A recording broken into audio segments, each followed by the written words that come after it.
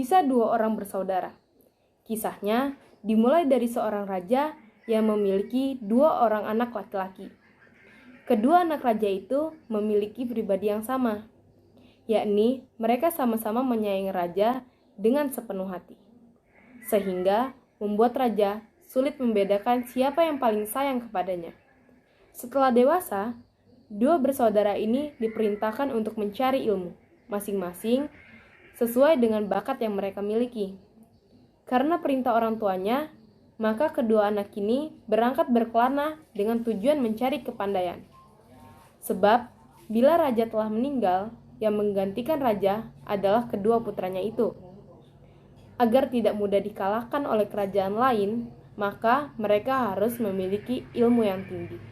Sepulang dari perantauan, mereka telah memiliki kepandaian masing-masing, yakni anak yang tertua ahli dalam bidang menembak dan memanah, sedangkan adiknya ahli dalam bidang melukis. Suatu hari, raja berpesan kepada bawahannya, bila ia meninggal, semua harta harus dibagi rata. Hanya saja, siapa yang paling menyayanginya, ia berhak memiliki cincin yang ajaib ini.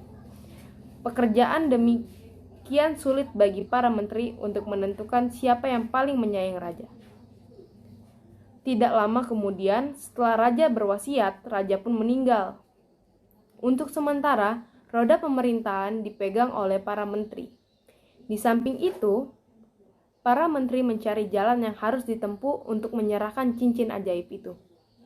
Setelah berpikir lama, akhirnya ditemukan jalan bahwa dua anak raja harus diuji. Ujian pertama dengan menembak dan memanah dua ekor burung merpati yang telah diterbangkan. Setelah burung merpati itu diterbangkan, kemudian ditembak oleh kedua kakak beradik ini. Dan ternyata semuanya tepat sasaran. Dengan demikian, untuk ujian pertama ini tidak berhasil. Ujian kedua, yakni anak yang bungsu diperintahkan oleh menteri untuk melukis ayahnya. Sesuai dengan keahliannya, melukis itu pun mirip sekali dengan ayahnya. Menteri berkata kepada anak yang paling tua, "Jika kamu benar-benar sayang kepada orang tuamu, dan jika kamu berniat untuk memiliki cincin ajaib ini, sekarang coba tembak mata ayahmu sebelah kanan dan harus tepat mengenai hitamnya." Persoalan gampang bagi anak yang tertua karena memang sesuai dengan keahliannya dalam bidang menembak. Sasaran pun tepat mengenai biji mata yang hitam. Sekarang giliran anak yang bungsu dengan ujian yang sama. Namun, anak bungsu ini menolak dan mengatakan bahwa ia tidak tega. Walaupun ini hanya sekedar gambar, dengan pertimbangan yang matang, akhirnya ditentukan bahwa anak yang bungsu adalah anak yang paling menyayangi ayahnya. Cincin wasiat itu diserahkan dan anak bungsu diangkat menjadi raja saat itu. Setelah semua warisan dibagi sama rata, akhirnya dua saudara ini berpisah tempat tinggal. Setelah lama kemudian, kerajaan menjadi kacau dan dua orang saudara ini terusir dari kerajaan, kemudian tinggal di luar lingkungan kerajaan. Namun demikian, harta yang dimiliki mereka masih tertimbun. Mereka mempunyai usaha masing-masing. Anak tertua berdagang, sedang yang bungsu bertani. Sebelum meninggal, raja berpesan kepada kedua anaknya tentang rasa keberhasilan dalam usaha kalau makan dengan lauk pauk yang kepalanya lebih dari 100. Dan kalau pergi dari tempat usaha, jangan kena sinar matahari. Demikian juga pulangnya. Mengingat pesan itu, rupanya anak yang tertua salah tafsir. Ia mengumpulkan ikan sebagai lauknya yang kepalanya lebih dari 100, berupa kepala kambing, ayam, kerbau, sapi, dan sebagainya. Sehingga jumlah kepala lebih dari 100. Agar tidak kena sinar matahari, dari tempat ia bekerja diberi atap sepanjang jalan. Begitulah yang dilakukan oleh kakaknya. Tentu saja akhirnya ia menjadi bangkrut dan jatuh miskin. Hal ini menandakan bahwa ia tidak dapat memahami perkataan orang tua. Lain halnya dengan anak bungsu. Untuk lauk pauk disediakannya teri yang kepalanya lebih dari 100. Agar tidak kena sinar matahari, ia berangkat pagi sekali sebelum matahari terbit dengan maksud agar tidak kena sinar matahari. Pulangnya demikian juga setelah matahari terbenam. Demikianlah yang dilakukan oleh adiknya sehingga membuat ia menjadi kaya raya karena dapat memahami perkataan orang tua. Merasa tidak memiliki harta lagi, suatu hari si kakak datang kepada adiknya meminta bantuan. Si adik yang mempunyai sifat kemanusiaan merasa kasihan melihat kakaknya menderita, akhirnya dibantu. Namun hal demikian tidak sampai situ saja. Bahkan setiap hari kakaknya meminjam uang kepada adiknya. Kemudian lama-kelamaan adiknya pun bangkrut pula karena dipinjamin terus. Mulai saat itu, si adik bekerja keras untuk mencari makan. Mungkin karena pekerjaan itu terlalu berat baginya, akhirnya ia pun tidak mampu mengerjakannya lebih lama. Beban yang berat itu ditinggalkan pula. Pada suatu malam, sedang enak tidur, si adik bermimpi bertemu dengan ayahnya yang meninggal dunia. Ketika ia terbangun, terlintaslah bayangan sang ayah mendekatinya lalu berkata, "Wahai anakku, bila engkau dalam kesusahan, pergilah menuju arah matahari terbit, dan jangan kembali sebelum engkau berhasil." Demikian kata sang ayah, dan setelah berkata, bayangan itu pun lenyap dari pandangan mata. Anak yang bungsu ini berpikir dan memperhatikan cincin wasiat yang dimilikinya. Rupanya ini wasiat cincin ajaib ayahnya, yakni dapat bertemu dengan orang tuanya yang telah meninggal. Pukul 12 malam, ia berpamitan dengan kakaknya yang kebetulan bermalam di rumahnya, sebab rumah milik kakaknya telah dijual. Setelah berpamitan, berangkatlah ia menuruti tinggal oleh adiknya. Rupanya si kakak tidak mau bekerja, sedangkan ia membutuhkan makanan. Akhirnya rumah si adik dijual. Lama-lama uang pun habis. Sekarang tidak ada lagi yang akan dijual. Kemudian si kakak menjadi pengemis. Sekarang kita ikuti petualangan sang adik ketika menjelajahi hutan belantaran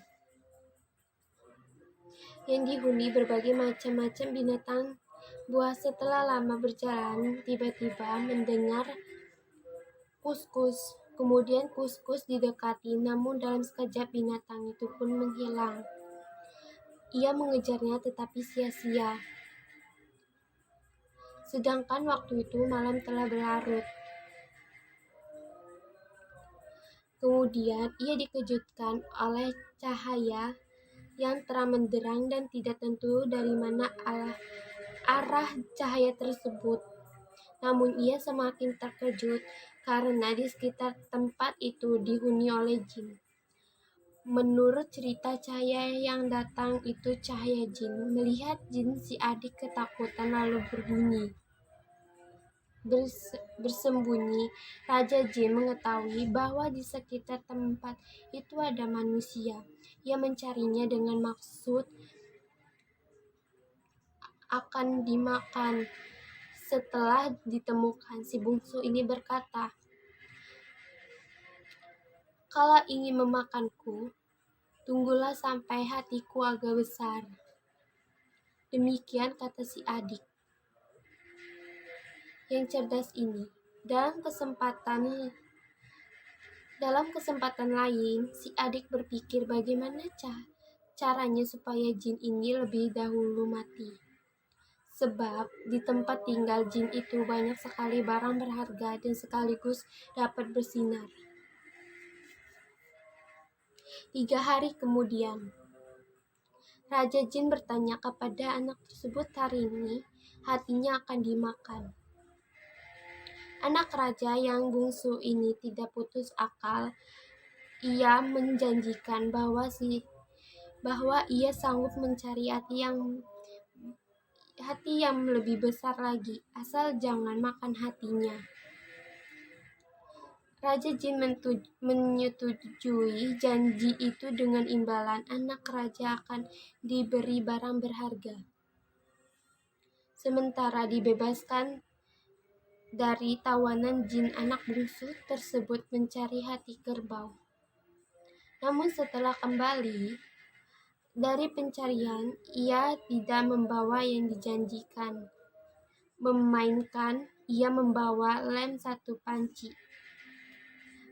Anak raja yang bungsu membohongi Raja Jin dan mengatakan bahwa yang dibawanya adalah obat untuk menguatkan badan dan membuat umur panjang. Karena kebodohannya, jin itu memakan lem yang dibawa oleh anak raja tersebut. Lem itu dihabiskan sehingga membuat tenggorokan jin tersumbat dan ia tak dapat berbicara. Kepalanya menjadi pusing 7 keliling. Ia tak dapat lagi mempertahankan tubuhnya dan akhirnya ia jatuh menghantam batu sehingga kepalanya pecah. Darah mengalir dan jin sekarat itu mati. Anak ratu atau si adik ini merasa senang karena tidak ada lagi yang memintai niatnya. Dengan tenang ia mengambil semua harta yang ada di perkampungan jin itu. Sampai di rumah, dilihat kakaknya tidak ada. Rumahnya telah dihuni oleh orang lain. Ia menemukan kakaknya menjadi pengemis. Namun sang adik tetap mencintai kakaknya. Dengan rasa kasih sayang, ia membawa kakaknya pulang menjual semua perhiasan yang didapat dari jin itu. Kini mereka menjadi kaya lagi seperti semula.